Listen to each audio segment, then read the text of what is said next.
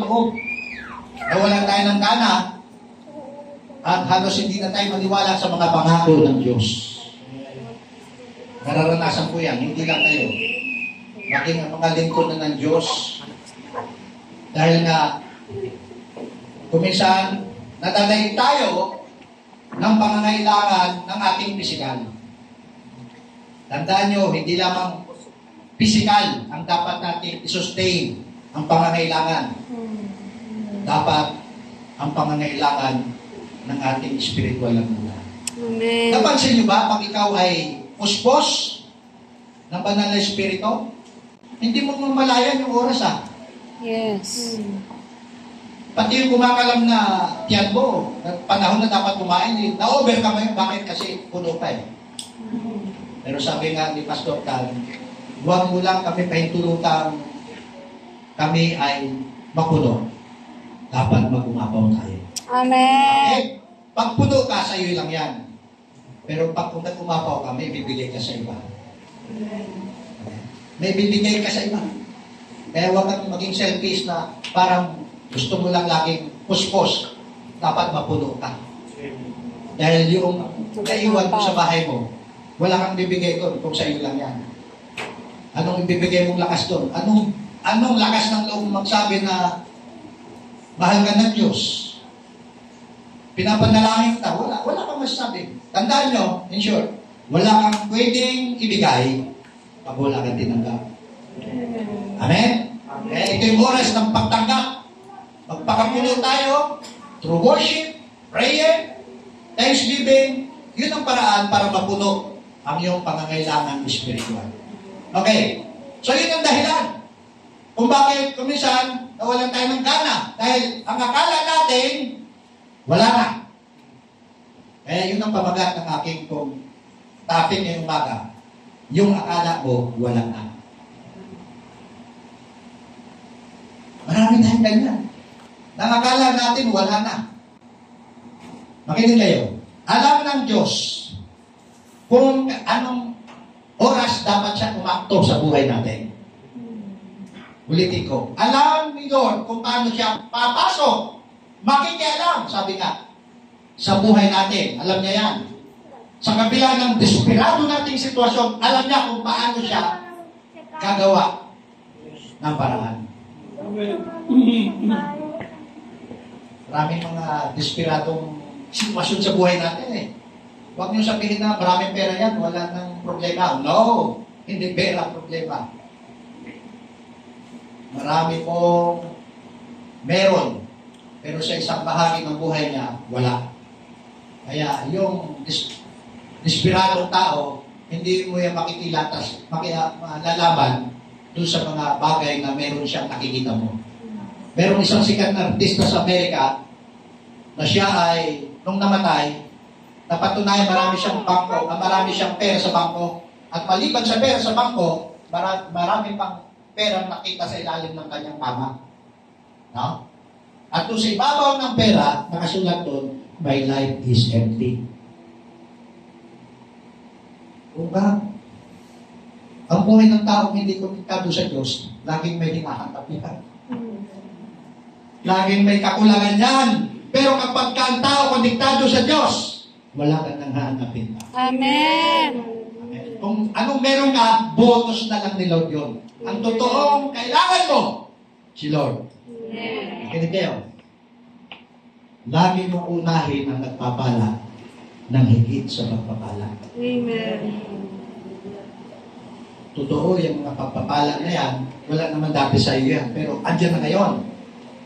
Pero kung napapansin mo na parang mas mahal mo na ngayon yung mga blessing kaysa sa nagpapala, yun yung tamang senyales na dapat ibalik mo ang unang pag-ibig mo kay Lord.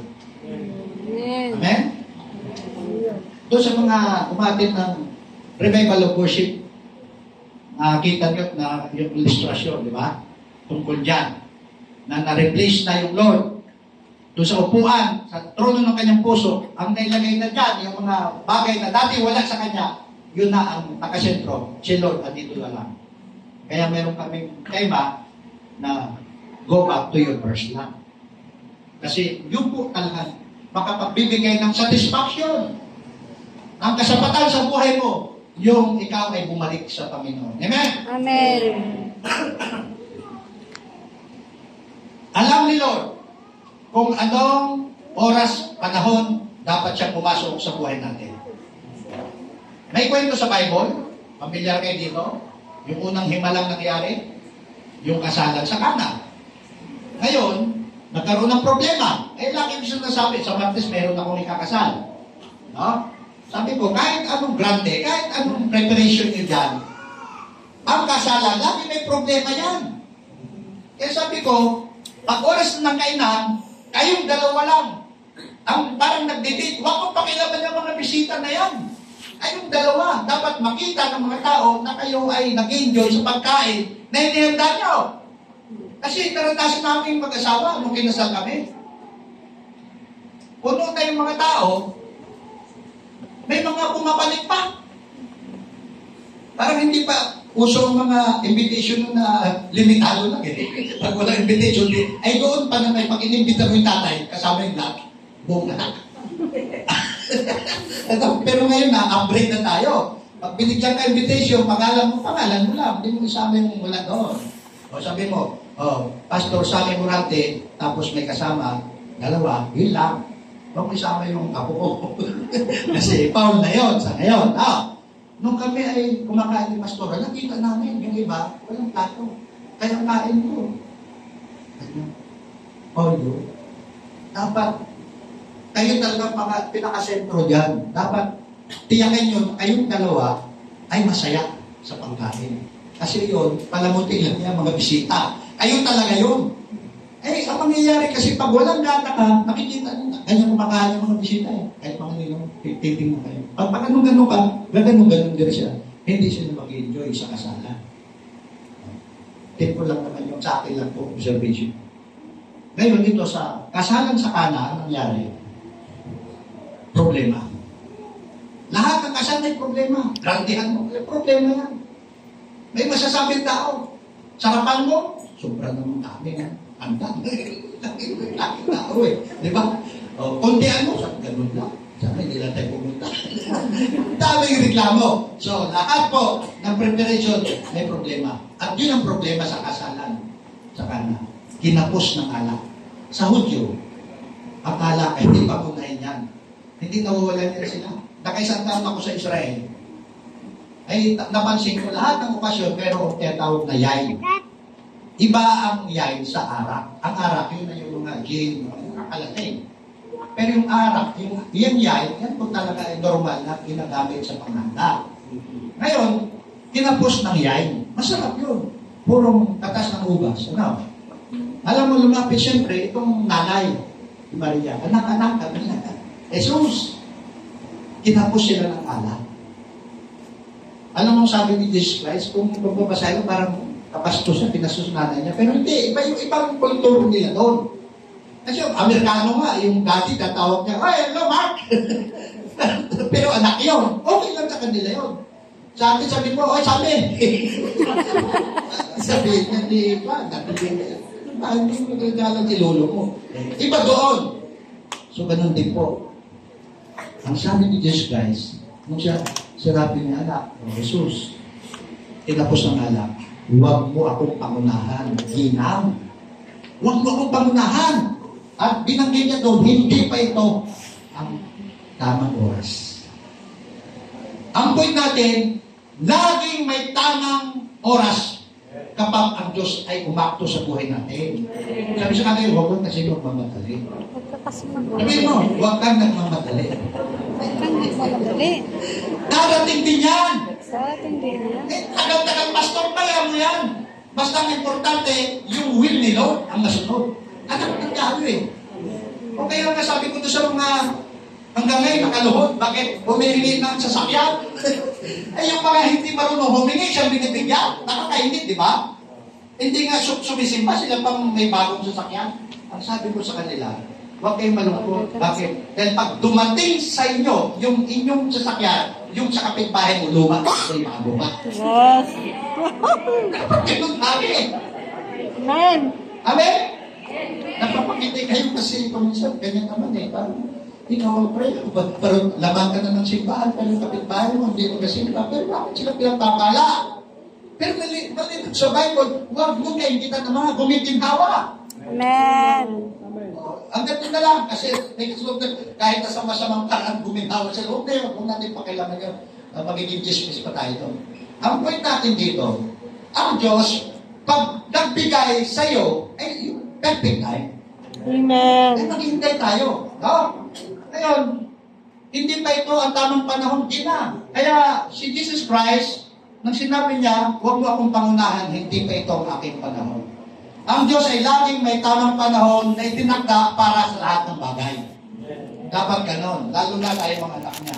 At alam ng Diyos kung paano siya papasok sa ating buhay. Alam ng Diyos kung kailan dapat umakto sa buhay ng tao. Kung minsan, hindi kayo. Narepa pa kayo. Amen. May transaction pa. Tatapusin ko na to. Okay, baka maging abala pa ako sa transaction nyo. Tapusin natin ito. Kung minsan, pinahintulutan ng Diyos ang isang sitwasyon bago siya gumalaw sa ating buhay. Ano yung sitwasyon, Pastor? Negative situation. Ano? Bakit? Hindi mabuting sitwasyon. Pinahintulutan ni Lord yan. Tanda mo, hindi siya ang may bigay niyan. Yung ikaw ay makasakit, hindi ka niya. Yung makasakit ka, hindi galing kay Lord yan. Galing sa kasama yan. Pero may kapahintulutan ng Lord. Katulad na nangyari kay Job. Hindi naman si Lord talagang nagbigay sa akin ng term na kamalasan sa buhay niyo. Pero may pahintulot ang Diyos. Bakit? May purpose si Lord eh. Kung bakit pinahintulutan niya. Bakit kaya ganon? Sabi niyo, bakit kaya? Kung minsan, ang Diyos ay pinahintulot yung mga bagay na yan. Yung delay, yung iyong hinihingi kay Lord, at kung minsan ay ang tagal ng paghintay. Di ba? Diba? Lalo na yung mga binata, dalaga na panahon na, tagal. Ganon. So, may tamang panahon dyan. Makinig kayo. Ang Diyos natin ay Diyos na talagang eksakto. Ang tao, gusto niya nagmamadali. At sa kanyang pamamadali, pira ng pira yan. Banat ng banat. Sige-sige. Sa Bisaya, bara-barabay. Nagmamadali. No? Iba. Talagang pagka-graduate, gusto talaga trabaho. Hindi masama yung desire mo. Pero, will ba ni Lord yun? Na dapat ka ng trabaho. At kung will ni Lord, bibigyan ka ng tamang panahon. So, bawal ang pagmamadali. Pag ang pinag-usapan ay kalooban ng Panginoon. Okay. Bakit hindi dapat magmadali? In short, bakit hindi dapat madali ng Diyos? Kasi kung minsan pag humingi tayo, Lord, bigay mo na, Lord. May pag-uutos na, di ba? Hindi na yung pahintulot na, Lord, kalooban mo na, Lord, na ako'y mag-abroad. Lord, bigay mo na po yung visa ko. Ito, dapat itatama rin natin sa pag-tandaan nyo, Panginoon siya. Siya dapat ang masunod. Kaya dapat, Lord, your will be done. Amen. Kaya maraming gusto mag-abroad. Hanggang ngayon, hindi maka-abroad. Bakit? Hindi yung paliwan nila. Bakit po? Ako po ilang panahon din nagbalik-balik sa abroad. Hindi po lahat ng abroad tagumpay. Ang dami po nasira ang buhay ngayon sa abroad. Kaya hindi po abroad ang solusyon para kayo guminhawa ng buhay. Bakit anong iba guminhawa? Bakit?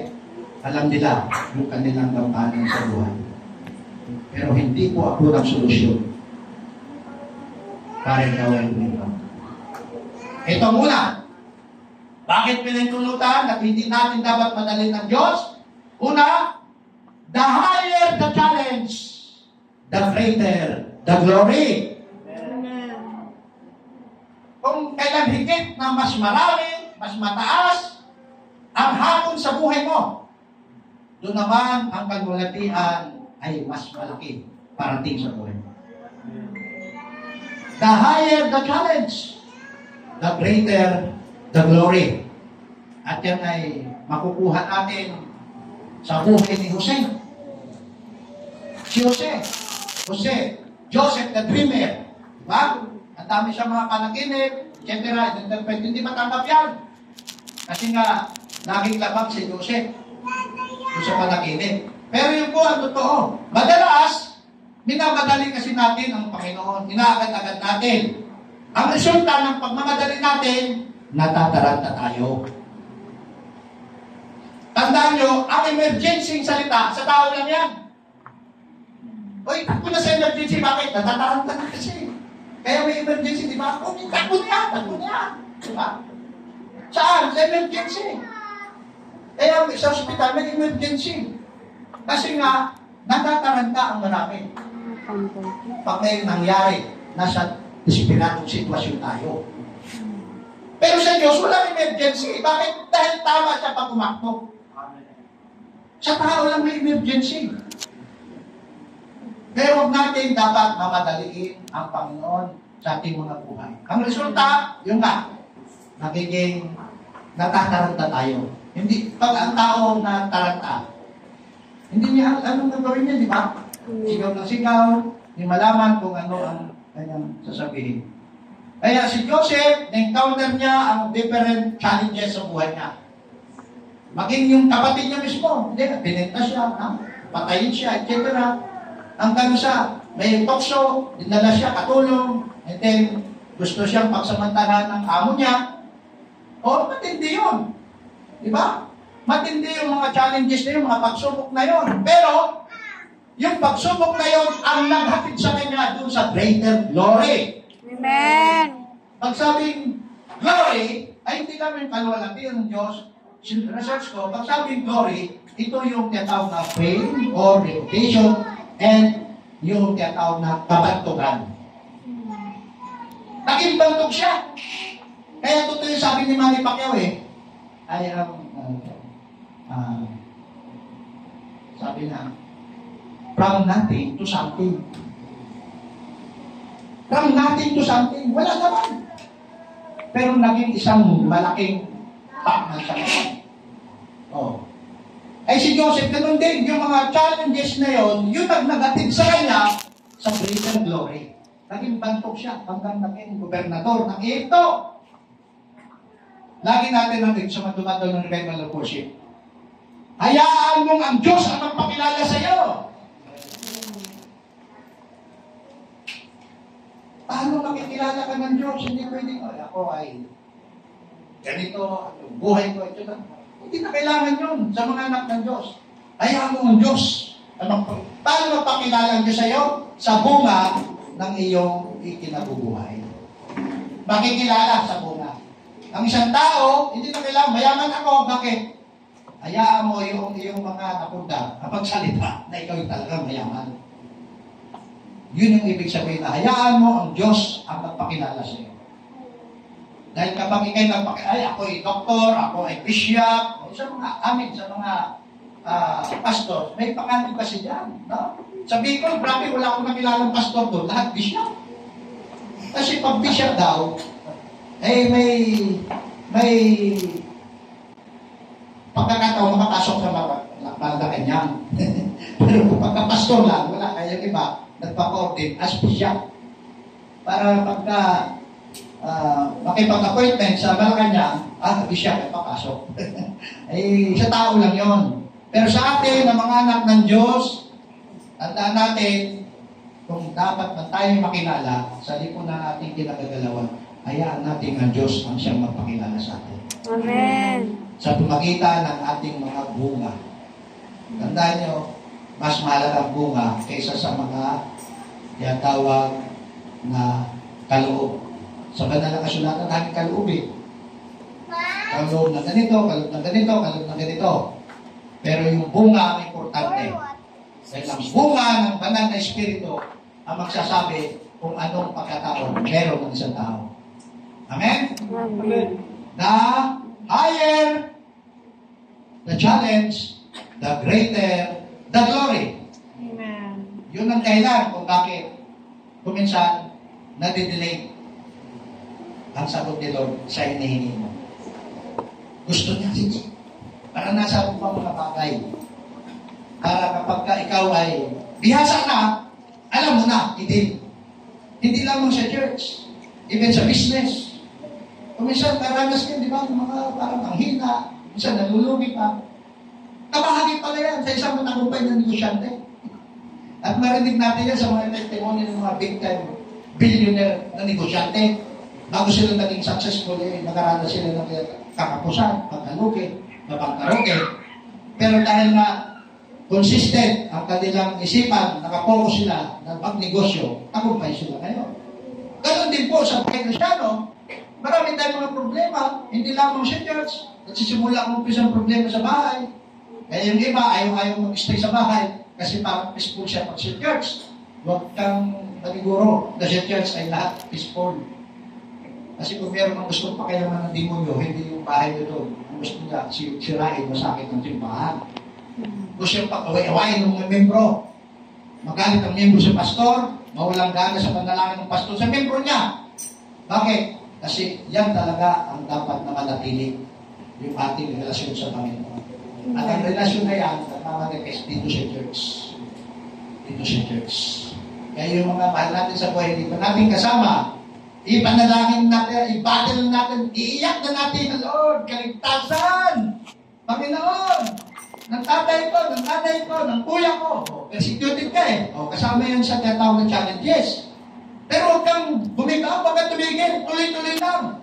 Huwag mo sa isang araw, biglang magbibihis, maliligo si tatay mo. Saan kayo punta tayo? Dati, kala mo sa sabuhan kayo. Sa'yo, sasama ako sa'yo. Si Simba, ha? Magugulat ka pa, di ba? Amen!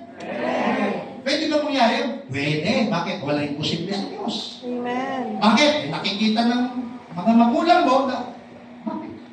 Ikaw eh. Tapos sa mga kayo parang saya-saya. Hindi ka katulad ng ibang mga bata. No? Na parang problemado. Diba? Pero dahil nakikita na magulang mo yung good testimony, dahil connected ang Espiritu ng Diyos, ay di, mabibless sila. At yung testimony no, ang sapat na umakay patungo sa kaharian ng Diyos. Amen! Amen! Amen! Ang Panginoon. The highest, the challenge, the greater, the glory. Sabi doon sa Isaiah, nagmamasid ako, nagmamanman lang ang Diyos sa atin, nagmamasid. At maganda yung kailansa, mula sa aking dakong tahanan, yun. Kaya ang Diyos yung dito lang nagmamasid. Kung seryoso ka. Dahil sa magiging seryoso mo, diyan nakadepende ang pagpapala na tatalin mo pa uwi. Amen. Maliwanag ko. Mula sa aking dakong tahanan. Ito, dakong tahanan ito. Magtaka mo, ang laki-laki ng wawa. Bakit dito yung church ito? Kasi merong gustong gawin espesyal ang Diyos sa buhay ng bawat isa. Nangyari rito. Nagmamasdan mula sa aking dakong tahanan, gaya ng malinaw na init ng sikat ng araw. Praise the Lord, sumikat ng araw. Amen. Ibig sabihin, pag sikat ng araw, yan ay larawan ng pag-asa. Ang bansang Pilipinas,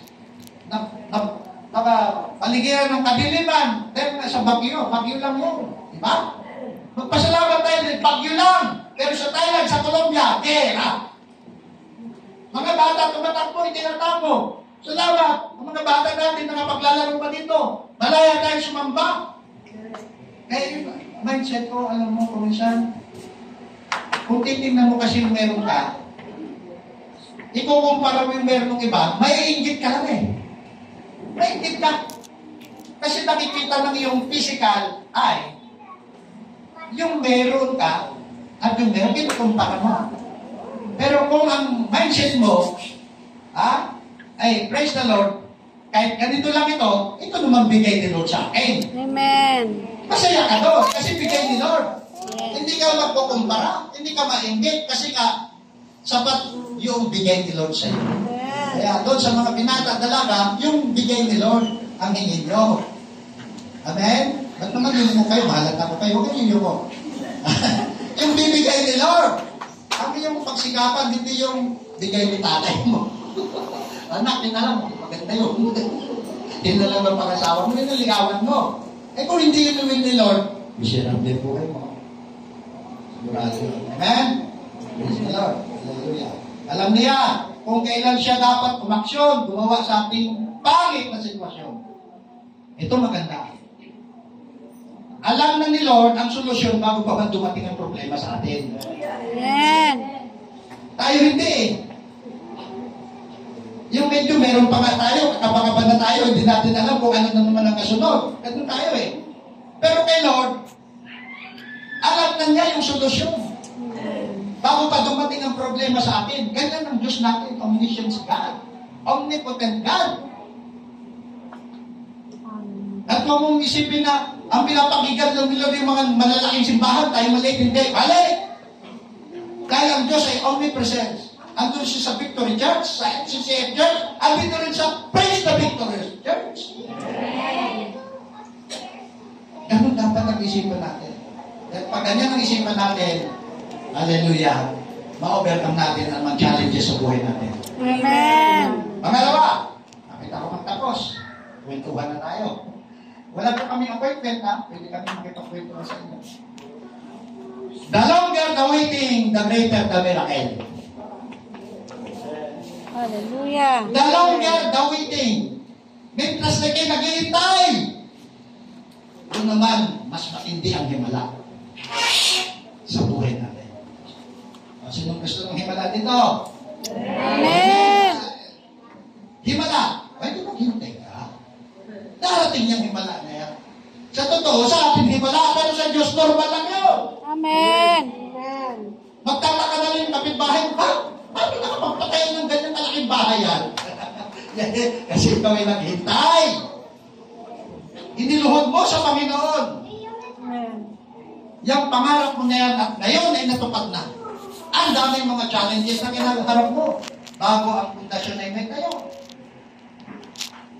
Kaya salamat, merong salita ang Diyos na siya nagiging gabay natin. Na huwag kang mag-discourage kapag kayong panalangin ay parang hindi sinasagot at parang walang ginagawa ang Diyos. Mali tayo. Bakit? Sa pag-mention purpose na sa iyong paghihintay. Kailan, Pastor? Basta maghintay ka. Kaya nga, long waiting. Maghintay ka. Dahil sa Panginoon, wala namang oras ha. Walang alas 12, walang aluna. Sa tao lang ang orasan. Bakit, Pastor, sabi mo sa tao lang orasan? Bakit sa Korea, ibang oras na yun. Sa Amerika, ibang oras na yun. Tao lang ang naglagay ng oras. Pero sa Diyos, ang kanyang oras ay yung God's will. Sabi yung kalooban niya ang nasusunod. Amen. Muulit ko, pag gumalaw ang Diyos, saktong-sakto sa pangangailangan mo. Amen? Amen. Hallelujah. Ngayon, sabi dito, yung mga Israelita, siyempre, bukbok na sarado na, mga hamon sa buhay, pinalaya ngayon. No, pinalaya. Dahil binigyan ng salot eh. Ang hari ng Hekto. Ikaw ba naman ang sunod? Sige na, lumayas na kayo. Pinatay pa naman yung anak niya sa pangal. Yun ang pinakamatinding salot eh. Layas! Pero mabigat sa kalubin kasi mawawalan na sila ng alipin ng mga utosan. Alila, lumayas ang mga Israelita. Ito matindi. Nung nandun na sila, tatawid na dun sa dagat na pula, nagbagong isip. Nagbagong isip na parang sabi siguro mga guys, puso, hindi ba? Mawala na tayo utusan. Ay, hanggang hindi pa nakakalis ang mga yan, habulin natin. Ay, ganun ba? Sige, hinabol. Mga kapayo, mag-isa. Usok eh, di ba? Wala kasi minto ng palagay ko, kaya uusok. Doon pa lang sa usok ng mga karwahe. Nakita pa, malayo pa lang. Kinabahan na ang mga anak ng Diyos. Kinabahan na. At sigurado may mga pagreklamo na yan. Mangyayari. Atin kung matindi. Doon sa panahon na talagang halos akala ng mga Israelita ay wala na. Tandaan nyo, hindi ko umalis ang mensahe sa pamagat. Yung akala mo, wala na. Meron pa ba? Nang sabihin ng Diyos, Moises, ituro mo ang tungkod. Nahati ang dagat. Parang comics, ano? Totoo po yan. Totoo yan. Hanggang ngayon, nakikita tourist spot yun. Red Sea.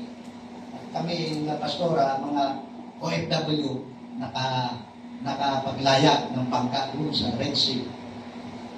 Ito yun, mga memorable things. Yun po ang mga dinadayo. Kaya malaking income ng Israel sa mga memorable event, places sa Israel. Yan ang humahakot ng mga malaking negosyo nila. Kasi mga iba't ibang mga turista sa iba't ibang mga bansa. At yun nga po, sukol na andun na wala nang tatakbuhan dagat na yan, sukol na. Kaya nga, doon sa panahon, makinig kayo, nasukol na tayo, wala na yung matakbuhan.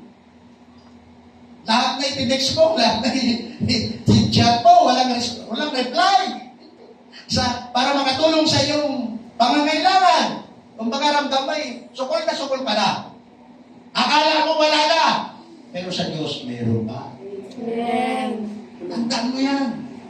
Sa Diyos, laging imposible ang mga bagay na laging posible ang mga bagay na imposible sa atin. Ganyan ng Diyos. Kaya the longer the waiting, the greater the miracle. Yun nga nangyari sa matinding takot ng mga tao, napahiya sila dahil sila ay nakatawid na malaya sa natuyong dagat. Praise the Lord. Sa akin mga pilosopo, hindi naman talaga yan nakatawid ng mga Israelita na yan. Bakit?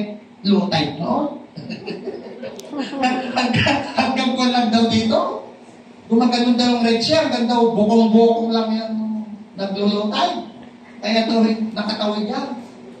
Sabi ng pilosopo, kung narinig ng bata, yes! Praise the Lord! Hallelujah! Bakit? Mantakit mo, grabing Himalaya. Bakit? Bukong-bukong nalunod yung mga kabayo.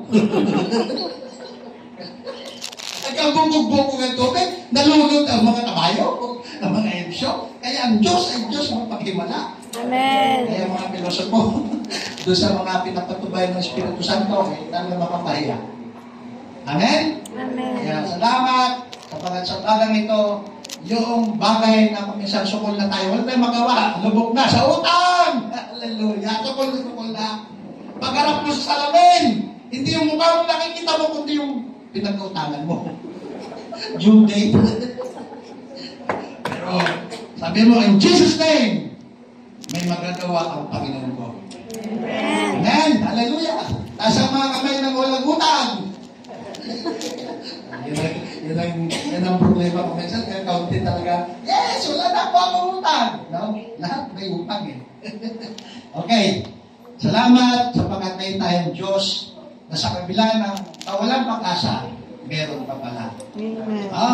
Kaya, hindi natin alam na ang Diyos natin gagalaw sa panahon na talagang kailangan natin. Sa buhay ni Jesus Christ, namatay yung best friend niya, si Lazaro. Alam niyo? Nung namatay, no? Di siyempre, wala si Jesus Christ. Kaya dito yung verse na ko umiyak si Jesus. No? Kung mayroong maiiyakan si Jesus, ay doon sa John. 11:35, dating, umiyak si Jesus Christ. Ngayon, pumunta si Jesus Christ doon. Huli na Bakit?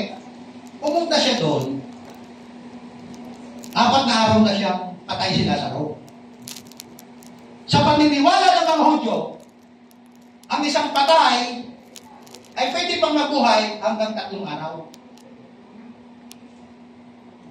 Pero nung dumating si Jesus Christ, 4 na araw, tiyak patay na yun. Ang sabi nga, buksan nyo, 4 na araw, nangangamoy na po. Nangangamoy ng bangkay. Mantakin mo.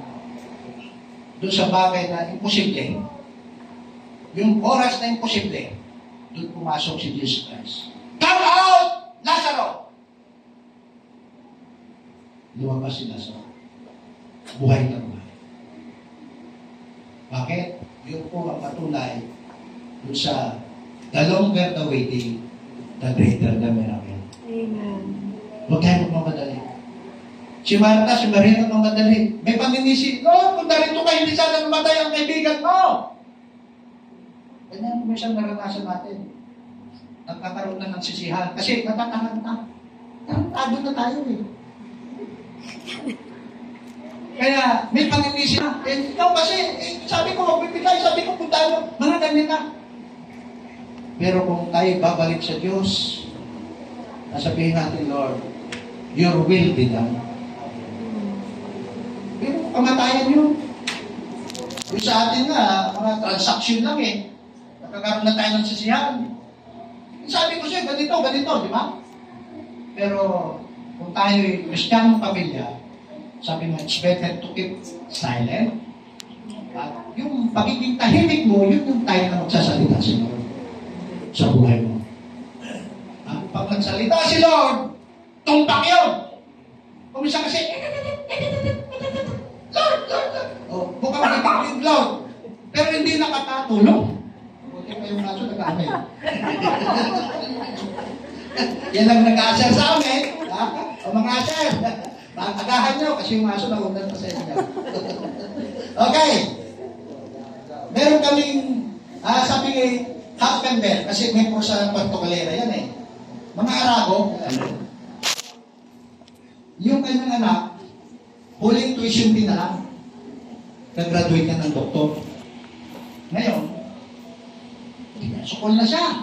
Lahat na ng mga kumpanyera, nilapitan, wala talagang pautang. Pumunta sa church. Alam mo, itong kagandahan eh. Kahit ganito yung church nyo, pag may matinding kasukulan sa buhay nyo, lumuhod kayo din ako. Sasagot sila. Kaya, gusto ko yung church na laging bukas. No? Pero ang susunod lagi yan dito. Magaling yung pastor yan dito. Eh, parang ang pastor nakalipat sa subdivision. Pupunta ka pa doon kung yung susunod dito. Di ba? Lumuhod doon. Lord, sabi niya, si Joey, alam mo kung sitwasyon, alam talaga ni Lord. Kung minsan, dapat magsabi tayo. Hindi pwede, sabi nung dati, ano ba? Bakit pa sa kwa? Ano ba? Ano ba? Ice cream. Oo, sabihin mo agad, ice cream pala. Ice cream lang. Hindi tayo magsasabi. Sabihin mo. Sabihin natin, Lord, alam mo yung sitwasyon. Ito po, si Joey, graduating na po, walang pag-issue. Tapos, nagbuklat ng Bible. Kasi kung nag-pray ka, ikaw ang magsasalita, nakikinig ang Diyos. Pero pag nagbuklat ka ng Bible, ang Diyos magsasalita sa iyo. Kita niyo mahalagaan at pagkakaiba. Pag nag-pray ka, Diyos nakikinig. Pero pag nagbasa ng Bible, Diyos magsasalita. Nabasa niyo, huwag kayong mag-impok ng kayamanan sa lupa sapagkat dito'y may nanirang tama at kalawang. Yun lang. Bigla siya na isip. Ang dami pa lang bakal doon sa likod ng kanyang bahay. Bininda. Oo, higit pa doon sa tuition fee. Ang kanyang pagbentahan. Ang kailangan 10,000 eh. May 15,000 ang nabentahan. Pastor, kaya ako narito ngayon sa Batangas eh. Gusto ko tanong patotoo. Tumatawid natin yun eh. Kasi may mga anak doon sa Batangas City. Yung mga anak niya namin, yung tatay, doon sa Puerto Galera. Kilala nila pastor sa niya. Ako. So, natakin mo, doon sa maikling revelation ni Lord na yun, nangusap ang Panginoon. Pero natin babaliwalin yung mga talata na dati kabisado, parang palasak, pero doon sa isang salita lang, pwedeng mangusap ang Diyos sa Espiritu mo. Makikinabang ay yung kaluluwa at laman. Amen. Palapakan natin ng Panginoon. Hallelujah.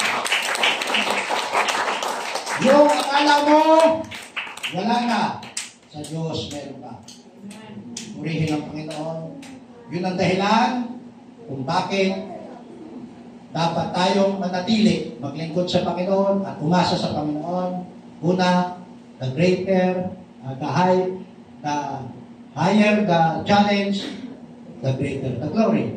At yung pangalawa ay the longer the waiting, the greater the miracle. Ang pangatlo, panghuli, to develop our faith. Kaya pinahintulutan ng Diyos yung delay. Maghintay na matagal. No? Yung iba ngayon, hanggang ngayon. Nakaluhod, mga pastor. Bakit? Wala silang church lot. Wala silang church building. Yung iba naman may building, walang membro. Hindi ba problema eh. O kayo, meron ng membro, eh building na, ano pang kailangan nyo? Lupa, bago? Pray. Yun ang ating gagawin. Kasi habang tayo po ay umaasa sa Diyos, dapat madidevelop yung ating pong faith. Pag sinabing develop, to enlarge, to grow, to mature, to expand, to spread. Yan ang ibig sabihin ng to develop our faith. Kaya kailangan maghintay tayo. Tsaka, yung nag-declare ako kanina, makakaroon kayo ng bagong lugar. Iyan po ay dapat yung ipaglihim. Amen? At kami rin, kasama nyo, umasa kayo, kasama nyo kami manalangin. Isang araw, alisin kayo dito, baka ito magiging prayer mountain nyo na. At ayuhin na itong iba-ibang mga lahi. Lalagay nyo prayer mountain ng church. Nandun sa Tatawa, no? Kasi sa Korea, dinala kami sa prayer mountain. Kunting kulugod lang, prayer mountain na yun. Parang ganun kumano lang yung lupa eh. Sabi ko, parang hindi naman ito prayer mountain, prayer lang. Ito, medyo mahirapan ng Koreano dito. Kaya talagang prayer mountain talaga ito. Doon sa labas naman, yun ang pinaka-sanctuary mo. Amen? Okay. To enlarge, to grow, mature, expand, spread, and to increase. Yung pong develop. So kung bakit minsan pinatulutan ng Diyos na mangyari ang mga bagay na di katanggap-tanggap para sa atin ay upang ma-develop ang ating pananampalataya. Ang sarap po na may pananampalataya tayo na talagang kumpiyansa tayo na talagang isang araw matatanggap natin yung bagay na hinihiling natin.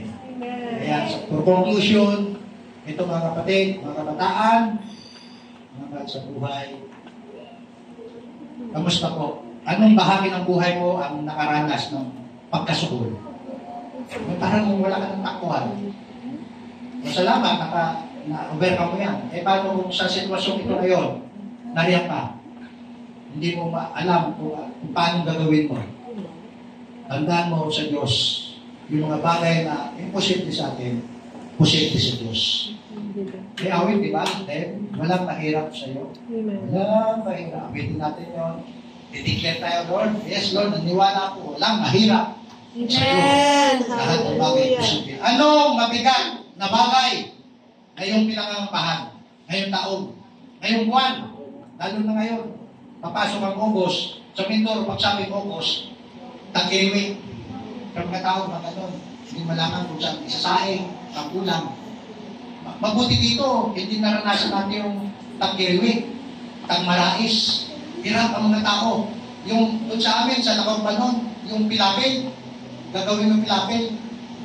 Mamaya-maya, wasak na yun. Bakit? Yung mga may kawil, sunod-sunod, naglalakad doon para mamingwit ng tilapia sa bukid.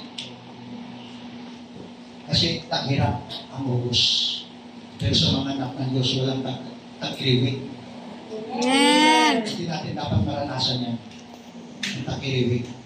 Sa syudad ka man, sa probinsya ka, hindi dapat maranasan yan. Dahil ang sabi, naparito ako, yung good shepherd, upang magkaroon ng buhay ang mga tupa. Isang buhay na ganap at kasiyasiya. Pag sabi ng abundant life, hindi lang yung marami kang material things. Ang abundant life para sa akin, in short, maginhawang buhay. Amen. Pag maginawa ka, nakatulong ka ng kailangan. Kahit patinding bagyo, ang sarap ng tulong mo. Bakit? Wala kang pinangangampahan. Amen? Amen. Anong bagay ang pinangangampahan mo? Anong bagay na para sa iyo ay wala ng pag-asa? Sumul ka na. Ito yung tamang panahon. Sabihin ko kayo. Tapos na ako. Ang message tapos na ko. Pero Panginoon, meron pang gustong sabihin sa iyo.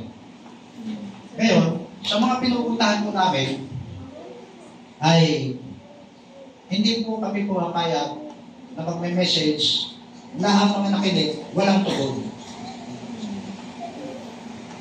Ang Diyos nangusap sa pamagitan ko, parang ako ay microphone, speaker. Ang Diyos mismo ang nagsalita. Instrumento lang ako. Kaya sabi ko, tapos na ako. Kumbaga, nagampanan ko na yung assignment ko sa Kanya. Pero ngayon, kayo mga nakinig, ano ang tukoy niyo sa mensahe ng Panginoon? Ang challenge ko, anong bagay na parang sakol ka na? Wala ka na magawa. Ito yung tamang lugar para ang Diyos ay mangusap sa buhay. Bubuksan natin ang altar. Pag sabi ng altar, ito. Ito, altar. Hindi nyo napansin? Kung walang altar dito, pwede naman yung imove dito para yung mga nakatayo, may upuan eh. Bakit may ganito? Kasi ito yung panahon, ito yung lugar na pwede tayong umakbang ng pananampalataya. Yung isa, dalawa, andito ka na. Yung ibang churches, ang haba, doon pa siya, ang haba bago ka makarating sa altar. Yun ang advantage nyo, malit pa kayo eh. Madali pa kayo makarating dito. Pero pag palakihin ng ni Lord, sanay na kayo. Na kahit kayo nakaupo sa likod, pupunta kayo sa altar. Dahil may kapangyarihan sa altar. Amen. Marami po, kinig nyo, maraming simbahan. Wala na pong altar. Anong pasok? Meron. Stage. Stage. Stage. Ano ba meron sa stage? Performer. Nagpapalabas na lang. Kaya may higpit po kami sa mga tumatayo dito. Baka mamaya ang mangyari eh, performer na lang kayo. Hindi kayo worshiper. Dapat lahat mananamba ng Panginoon. Amen. Nulit ko, dapat worshiper tayo. Dahil pag sabi worshiper, ang mga tao, pupunta sa altar. Nung bata ako, meron din kaming altar. Kung tawagay, puon. Pag orasyon, sabi ng kampana, luluhod na kami lahat sa altar na ginawa ng tao. Revolto, sisigyan ng katilang na nando. Altar din tawag doon. Pero, natisip tayo ng maraming panahon. Natisip tayo ng mga Kastilan, mga nagturo sa atin ng relihiyon. Nakala natin ang altar. Bakit ko na bang ito? Baka may gumagawa pa sa inyo hanggang ngayon. Na mayroon pa kayong palihim, na mayroon pang puon, sinisindahan nyo. Okay, ayaw ko ni Lord na. Maliwanag yan. Tanong yung pastor nyo, tuturo sa inyo yan. Baka gumagawa, eh lumabas na dito eh. Baka mayroon pa kayong itinatago dyan sa inyong mga baon. Namin, pero ko na, bago tingin kayo ng blessing, mahal na Berlin, pagpanain mo ako. Baka may pinabasa pa kayo ng mga Latin.